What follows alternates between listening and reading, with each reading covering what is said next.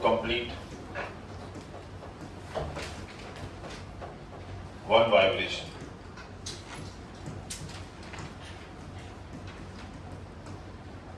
यहाँ एक डेफिनेशन है, time taken to complete one oscillation.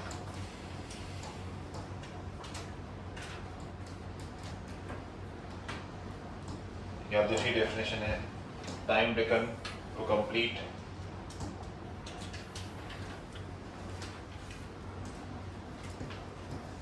One sine. ठीक है, तो उसको हम बोलते हैं टाइम पीरियड. क्या बोलते हैं इसको लोग? Time period. बहुत सिंपल है कि पार्टिकल ने यहां से चालू किया और जब यहां खत्म किया तो पॉइंट 0 से लेके पॉइंट A तक जो भी इसको टाइम लगा वो हो जाता है इसका टाइम पीरियड. याद रखना, फिजिक्स में टाइम और टाइम पीरियड दो अलग चीजें होती हैं. टाइम मतलब इंस्टेंटेनियस की बात होती है, 3 सेकंड बाद, 2 सेकंड, तीसरे सेकंड पे, चौथे सेकंड पे, ऐसे. पूरे नहीं हुए, ठीक है, ये हो गए, इसमें लिखे हैं मार्क्स.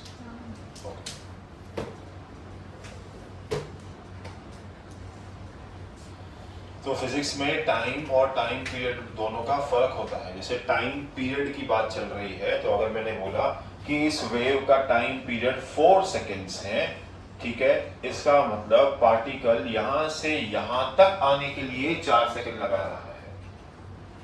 अगर मैं इसी में बोलता हूं कि वेव पीरियोडिक इन नेचर है, पीरियोडिक इन नेचर है मतलब मेरे को और भी अच्छा एक इंफॉर्मेशन है कि वेव यहां से यहां तक 2 सेकेंड लगा रही है, वेव यहां से यहां तक 1 सेकेंड लगा रही है, यहां से यहां तक 1, यहां से यहां तक 1, यहां से यहां तक 1, सारे 1 1 1 मिला के कितने हो जाएंगे? 4 सेकेंड्स. यहां तुमको अगर हमने उल्टा बोल दिया, मैंने बोला कि यार वेव पीरियोडिक इन नेचर है, उसका पहला क्वार्टर 2 सेकेंड का है, तो वेव का टाइम पीरियड क्या होगा? 8 सेकेंड्स.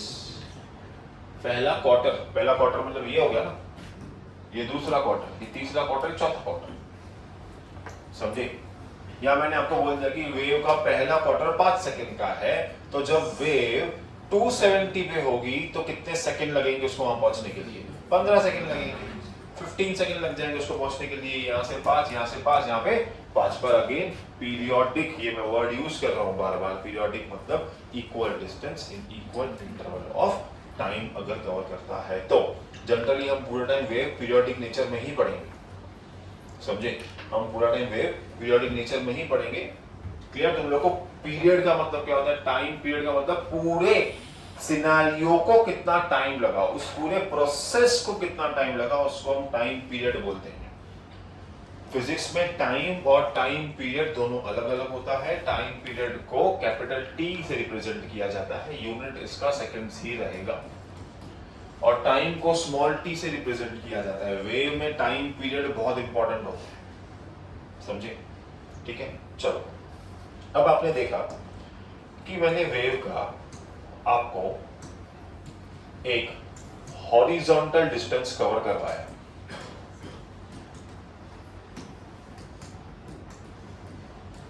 जिसको हम लोग ने क्या रिप्रेजेंट किया था? वेवलेंथ यानी कि लैम्बडा. फिर मैंने आपको उसी वेव का इस हॉरिजॉन्टल डिस्टेंस को कवर करने के लिए कितना टाइम लग रहा है,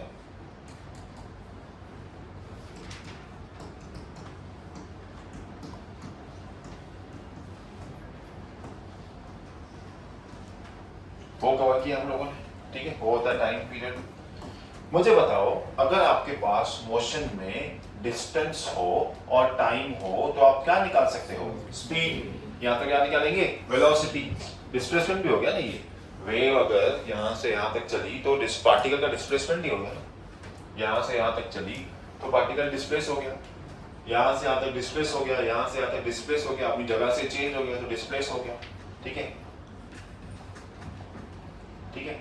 तो वेव की जो वेलोसिटी है उसकी फॉर्मूला बनती है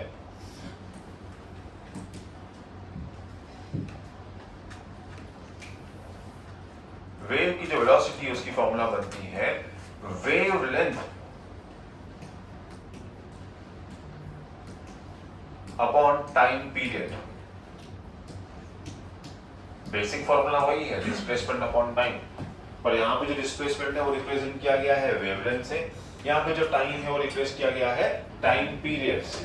मतलब v is lambda by capital T। अब इसको ना मैं हमेशा बोलता हूं बच्चों को तुम इसको ऐसे पढ़ो, हमेशा मैं बोलता हूं बच्चों को, खाली इस पर्टिकुलर सिनेरियो में बच्चों को हमेशा बोलता हूं कि आप इसको ऐसे पढ़ो, एक विजुअलाइजेशन क्लियर होना चाहिए, क्योंकि 1/t कुछ और भी निकाल के देता है हम लोगों को, और निकाल के देता है फ्रीक्वेंसी। क्या निकाल के देता है? फ्रीक्वेंसी। फ्रीक्वेंसी क्या होती है?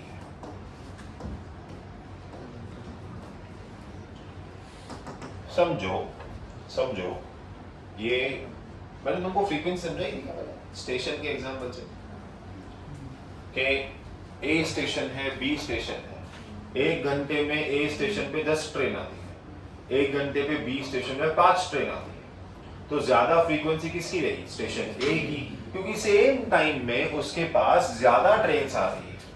तो फ्रीक्वेंसी की जो फॉर्मूला होती है वो कुछ यूं जाती है कि वो 1/t लिखा जाता है फ्रीक्वेंसी को। It is always inverse two time period.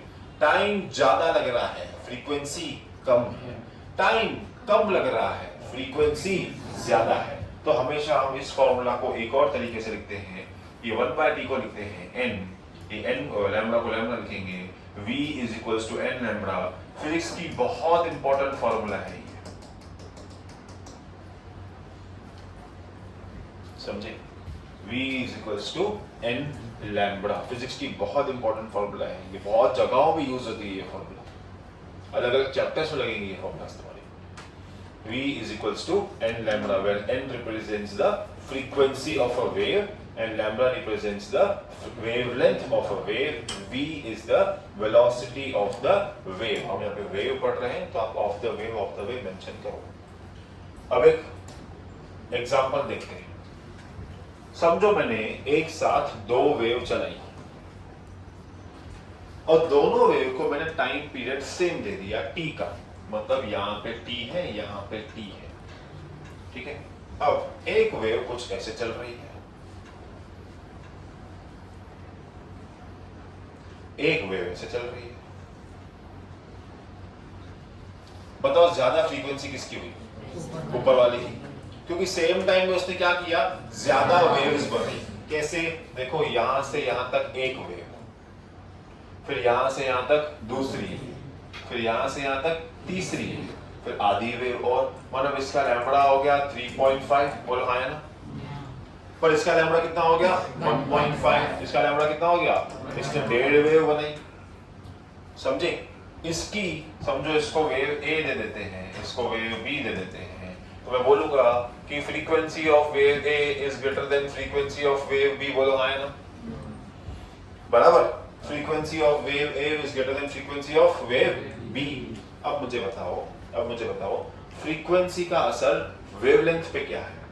अगर फ्रीक्वेंसी ज्यादा है तो वेवलेंथ छोटी होती है, ये देखिए फ्रीक्वेंसी ज्यादा है तो वेवलेंथ छोटी हो गई ना, इसकी वेवलेंथ इतनी सी है और इसकी वेवलेंथ इतनी बड़ी है। आई बात समझ में? देखो v is equals to n lambda, v by lambda is n, तो n और lambda का रिलेशन क्या हो गया? इनवर्स हो गया।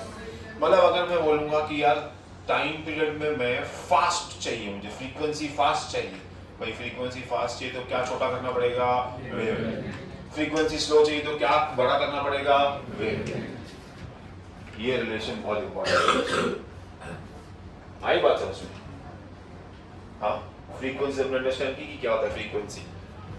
फ्रीक्वेंसी किसका उल्टा होता है? टाइम पीरियड का। किसका उल्टा होता है? टाइम पीरियड का, समझे? Higher the frequency lower the time period, lower the frequency higher the time period. और फ्रीक्वेंसी और लैम्बडा रिलेशन भी आपस में क्या है? इनवर्स। क्या है? इनवर्स। आया बात समझ में? क्लियर? पक्का? श्योर? चलो लिख लो टाइम पीरियड और फ्रीक्वेंसी।